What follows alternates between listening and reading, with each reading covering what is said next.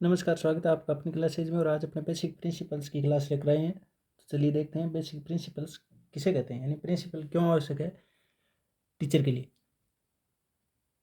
Language teachers must keep in mind the following principle to achieve effectiveness in their teaching, यानी अपनी teaching में effectiveness प्रभावशालीता लाने के लिए कुछ प्रिंसिपल्स है उनको फॉलो करना पड़ता है, जो बच्चे को ऑब्जर्व करके, रिसर्च करके, एक्सपेरिमेंट करके बनाए गए। तो उन प्रिंसिपल्स में से कुछ एक अपने लिए जो बेसिक होते हैं। तो देखते हैं प्रिंसिपल ऑफ नेचुरलनेस। तो नेचुरलनेस का मतलब प्राकृतिक रूप से अगर कोई भाषा सिखानी हो तो बच्चे को कैसे सिखाएं। तो to teach English language a natural environment should be provided by talking in class, playground, encouraging students, group discussions. यानी नेचुरल वे में जिस प्रकार बच्चा अपनी नेटिव लैंग्वेज यानी मातृभाषा सीखता है, उसी प्रकार बच्चे को टारगेट लैंग्वेज या इंग्लिश लैंग्वेज उसी प्रकार सिखानी चाहिए। वो क्लास के अंदर टीचर के द्वारा टॉकिंग करके, यानी बातें करवाने के लिए उसको ऐसा ही वातावरण उपलब्ध करवा दिया जाए, उनको एनकरेज किया जाए। प्ले ग्राउंड के अंदर इंग्लिश यानी टारगेट लैंग्वेज भी बुलवाया जाए। बच्चों को इस टारगेट लैंग्वेज यानी इंग्लिश लैंग्वेज बोलने के लिए उनको एनकरेज किया जाए और उनके साथ ग्रुप में डिस्कशन करवाई जाए। तो इस प्रकार उनके सामने नेचुरल एनवायरनमेंट प्रदान करके उनको इंग्लिश टारगेट लैंग्वेज सिखाई जा सकती है। सेकंड है प्रिंसिपल ऑफ हैबिट फॉर्मेशन। कोई भी चीज़ को अगर अपने सिखाना चाहें तो उसको हैबिट बना दें, आदत बना दें, तो वो चीज़ जल्दी सीख सकता है बच्चा। तो ये हैबिट फॉर्मेशन टारगेट लैंग्वेज के लिए भी लाभदायक है। तो कैसे बना सकते हैं habit? Following habits formulated in students. ये हैबिट है जो बच्चे के अंदर टीचर बना सकता है। Habit of going to library, बच्चे को लाइब्रेरी में जाने के लिए आदत बना सकता है डेली। अगर एक पीरियड है वो फिक्स कर दे बच्चे के लिए कि एक पीरियड है वो लाइब्रेरी के लिए, बुक्स के लिए है। कंसल्टिंग ए डिक्शनरी कंसल्ट करना बच्चे को सिखा दे। कोई भी वर्ड आए उसको डिक्शनरी में खोजने के लिए मजबूर करे, तो वो हैबिट बन सकती है बच्चे की। इसके अलावा बच्चे को करेक्ट प्रोनाउंसिएशन सिखाने की हैबिट हो कि बच्चा अगर रॉन्ग कुछ बोलता है तो उसको हाथों हाथ उसको करेक्ट करवाए, तो उसकी अपने आप ही हैबिट बन जाती है करेक्ट बोलने की। Habit of imitating and repeating. Imitate करवाए बच्चे के, बच्चा बच्चों की इमिटेट करे, बच्चा टीचर्स की इमिटेट करे। और इमिटेट कर करके, इमिटेट का मतलब अनुकरण करना, और उसको रिपीट करे, बार बार रिपीट करे। तो इस प्रकार भी वो हैबिट बन सकती है। Habit of reading news papers books. Target language के न्यूज़ पेपर बुक्स पढ़ाने से भी बच्चे को हैबिट बन जाती है, हैबिट बनवानी चाहिए। और correct use of language, language का करेक्ट यूज भी करने की हैबिट बच्चे में डाले थ्रू पैटर्न प्रैक्टिस। वो करेक्ट यूज कैसे करे? पैटर्न के द्वारा, पैटर्न दे दिए जाएँ जिस तरह स्ट्रक्चरल मेथड या एलएम के अंदर दिए जाते हैं, उन पर प्रैक्टिस करवा करवा के बच्चे की हैबिट डलवाई जा सकती है। इस प्रकार ये हैबिट फॉर्मेशन प्रिंसिपल है, वो भी बच्चे को टारगेट लैंग्वेज सीखने में मदद करता है। Principle of exposure. बच्चे के अंदर एक्सपोज करके भाषा के बारे में बता के बच्चे को एनवायरनमेंट बच्चे के सामने प्रस्तुत करके भाषा का, और वो एक्सपोज कैसे कर सकता है, बच्चे के सामने कैसे प्रस्तुत कर सकता है कोई चीज़? डिस्ट्रीब्यूटिंग पैम्पलेट्स, यानी पैम्पलेट्स दे दे बच्चे को इंग्लिश के, किसको देख देख कर ऐसे पैम्पलेट्स बनाओ या इसके समान पढ़ो, तो वो पैम्पलेट से एक्सपोज करना सीख जाता है, बनाना सीख जाता है। Forming a L2 speaking club in school. School के अंदर ही टारगेट लैंग्वेज बोलने का एक क्लब बना दे।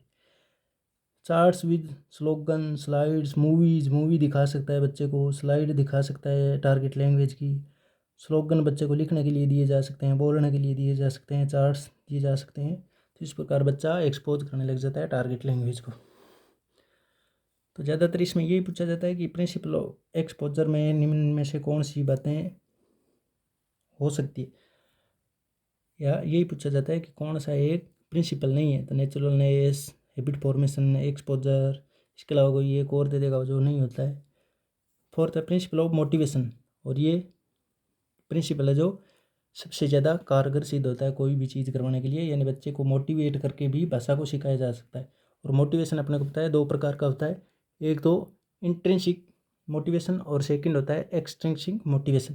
यानी इंट्रिंसिक का मतलब आंतरिक, जो बच्चा अपने आप मोटिवेट होकर आए उसे बोलते हैं इंट्रिंसिक। यानी अंदर से बच्चे के अंदर से जो मोटिवेशन आई कि मुझे ये लैंग्वेज सीखनी है, अपने आप जो मोटिवेट होकर आता है वो सबसे बेस्ट माना जाता है।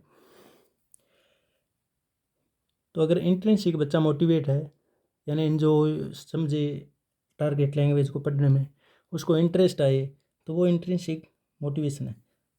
और एक होता है एक्सट्रिंसिक। कई बच्चे होते हैं इंट्रिंसिक यानी वो मोटिवेट होते ही नहीं है, तो उनको कैसे करना होता है, और उनको करने के लिए जो मोटिवेशन होता है उसे एक्सट्रिंसिक यानी बाहरी मोटिवेशन बोलते हैं। तो उनको रिवार्ड देके, मनी देके, ग्रेड्स देके, प्रेज करके, प्रशंसा करके, कुछ इनाम वगैरह देके उनको मोटिवेट किया जा सकता है।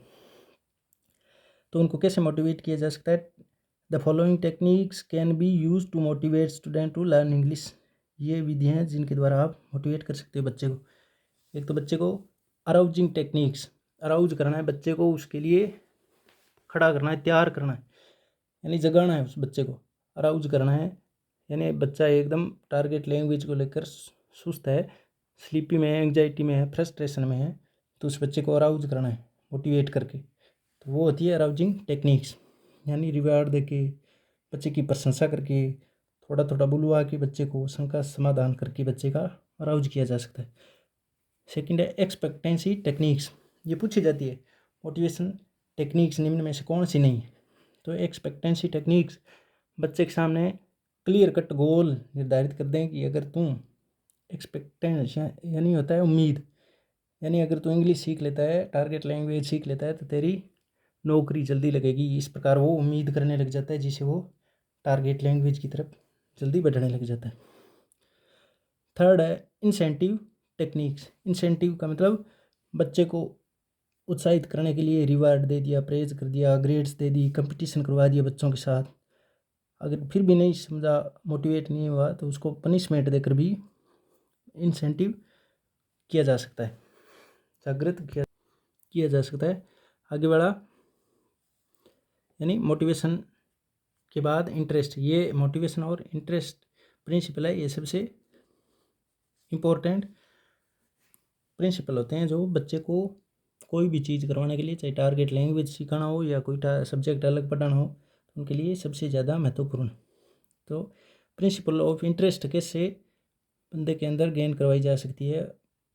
तो वो ऑडियो विजुअल एड्स दिखाकर, पिक्चर दिखा के, चार्ट्स दिखाकर, ग्रामोफोन का यूज करवा के, यानी उनको सुनाकर, इंग्लिश में वार्तालाप करते हुए, material meaningful and related to life, यानी लाइफ से जुड़े हुए मीनिंगफुल मटेरियल, यानी जो स्लोगन हो गए, लोगो हो गए, वो दिखा के मीनिंगफुल सिचुएशन के अंदर, यानी लाइफ से जुड़े हुए चीज़ों को दिखाकर जो इंग्लिश में लिखी हुई है, उनको पढ़ाने से बच्चे के अंदर इंटरेस्ट क्रिएट हो जाता है और बच्चा भाषा की तरफ बढ़ने लग जाता है। जैसे बता दें कि कहीं पर भी जाओ, इंग्लिश के अलावा आप वहाँ पढ़ने को कुछ नहीं मिलेगा। डॉक्टर के पास जाओ या कहीं जाओ तो इंग्लिश वहाँ थोड़ी बहुत आती है, तो आपको फ़ायदा होगा। इस प्रकार उनको रिलेटेड टू लाइफ और मीनिंगफुल मटेरियल्स दिखाकर आप उनमें इंटरेस्ट क्रिएट कर सकते हो। सिक्स्थ है प्रिंसिपल ऑफ फोनोलॉजी और ओरल अप्रोच, यानी बच्चे को ये क्विकेस्ट वे है, यानी बच्चे को टारगेट लैंग्वेज सिखाने का क्विकेस्ट, जल्दी सीखता है इसके द्वारा बच्चा, यानी फोनोलॉजी और ओरल अप्रोच, यानी बच्चे को पीछे पीछे बुलवा कर, इमिटेट करवा के, या एक दूसरे की भाषा को सुनाकर, फोनोलॉजी के द्वारा बच्चा जल्दी सीखता है, यानी पीछे पीछे बोलकर टीचर के अनुकरण करके। तो ये भी एक प्रिंसिपल है, प्रिंसिपल ऑफ फोनोलॉजी और ओरल अप्रोच, यानी मौखिक सुनता है और बाद में उसका उच्चारण करता है, तो इस प्रकार वो फोनोलॉजी और ओरल अप्रोच होगी।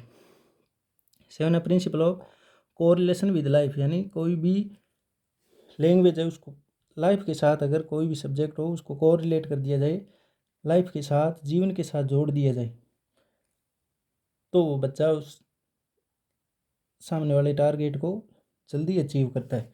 तो कैसे कोरिलेट किया जा सकता है? Teacher creates real life situations to convey the meaning, यानी टीचर क्रिएट कर सकता है रियल लाइफ सिचुएशन, वहाँ ऐसी सिचुएशन क्रिएट कर दे, यानी मेले का जैसे वर्णन अपने एक सिचुएशन बना दे कि ये मेला लग रहा है, इसमें 4 बच्चे हैं जो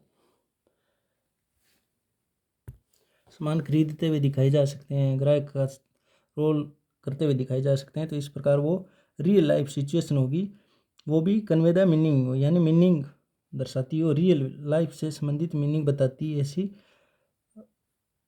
सिचुएशन क्रिएट करके बच्चे को जल्दी सिखाया जा सकता है। वो भी daily life situation, daily life की सिचुएशन यानी घर के रोज़ के काम काज है उनको इंग्लिश के अंदर ही जोड़कर बुलवाना, कस्टम्स रीति रिवाज है उनको कैसे निभाया जाता है वो इंग्लिश में पूछना, traditions, customs, daily life situations, ये सारी क्रिएट करना टारगेट लैंग्वेज के अंदर ही, तब वो बच्चा आसानी से सीखता है। आगे प्रिंसिपल ऑफ प्रोपोर्शन।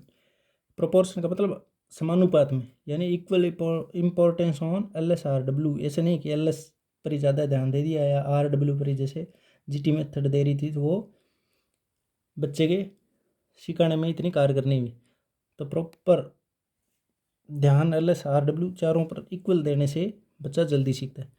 तो प्रिंसिपल ऑफ प्रॉपर ऑर्डर में सिखाना चाहिए बच्चे को, L पहले, बाद में S, बाद में R, बाद में W, क्योंकि ये नेचुरल वे है सिखाने का। अगर बच्चे को जाते ही अपने WR ऐसे सिखाने लग जाएंगे, यानी राइटिंग, रीडिंग, स्पीकिंग और L लास्ट में, तो वो बच्चा प्रॉपर ऑर्डर में सीखने से पहले से ही कतराने लग जाएगा, इस प्रकार वो सीख नहीं पाएगा। तो प्रॉपर ऑर्डर हो गया। 10 नंबर है principle of learning by doing, बच्चे को करके सिखाना, यानी सारी वहाँ क्रिएशन बना के, सिचुएशन बना के बच्चे को करवाना, सारे रोल प्ले करवाना लैंग्वेज के थ्रू, तब बच्चा जल्दी सीखता है। Principle of using mother tongue, अगर बच्चे को वहाँ सीखने में मदर टंग सहायता कर रही है तो मदर टंग भी यूज करनी चाहिए, क्योंकि बच्चा मदर टंग से जल्दी सीखता है कोई भी भाषा हो। आगे प्रिंसिपल ऑफ कंक्रीटनेस, यानी पहले कंक्रीट वस्तुओं को बताना चाहिए, जो मूर्त वस्तुएं हैं उनके बारे में, जो सामने दिख रही है उनके बारे में, उसके बाद एब्स्ट्रैक्ट यानी भावनात्मक वस्तुएं हैं उनके बारे में बताना चाहिए, भावनात्मक चीज़ें उनके बारे में बाद में बताना चाहिए, तो बच्चा जल्दी सीखता है। Concreteness, principle of concreteness. तो पर प्रिंसिपल ऑफ एब्स्ट्रैक्टनेस कोई प्रिंसिपल नहीं होता, वो देखकर पूछा जाता है, पीछे पूछा भी गया था कि बताओ इनमें से कौन सा प्रिंसिपल नहीं है, तो एब्स्ट्रैक्ट होता ही नहीं, प्रिंसिपल ऑफ कंक्रीटनेस ही होता है। 13th है principle of multiple line approach, यानी एक ही विधि से बच्चा सीख नहीं पा रहा है तो बच्चे के सामने दूसरी मल्टीपल लाइन अप्रोच, यानी बहुत सारी अप्रोचेज होती है, उनमें से एक अप्रोच अपनाओ। अगर उससे भी नहीं सीख पा रहा है, यानी GT से नहीं सीख पा रहा है तो ALM लेके आओ, ALM से नहीं सीख पा रहा है तो स्ट्रक्चरल लेकर आओ, स्ट्रक्चरल से नहीं सीख रहा है तो रीडिंग मेथड यानी वेस्ट मेथड लेकर आओ। इस प्रकार अलग अलग मेथड्स होती है, उनमें से उनका सहारा लेकर भी बच्चे को सिखाया जा सकता है। आगे principle of accuracy and correctness. Accuracy और करेक्टनेस के साथ अगर टीचर बोलता है या चीज़ें दी जाती है तो बच्चा जल्दी सीखता है। प्रिंसिपल ऑफ ड्रिल, यानी अभ्यास, इमिटेट करवा के, प्रैक्टिस करवा के बच्चे को सिखाया जा सकता है, और ये साइकोलॉजी के द्वारा प्रूव भी है, स्किनर वगैरह के द्वारा, कि ड्रिल करवाने से बच्चा जल्दी सीखता है। प्रिंसिपल ऑफ इमिटेशन, इमिटेशन से बच्चा पूर्वावस्था होती है जो बाल्यावस्था, उनके अंदर बच्चा इमिटेशन करके ही सीखता है, तो इमिटेशन का प्रिंसिपल है वो भी बच्चे को टारगेट लैंग्वेज सिखाने में सबसे ज़्यादा सहायता करता है।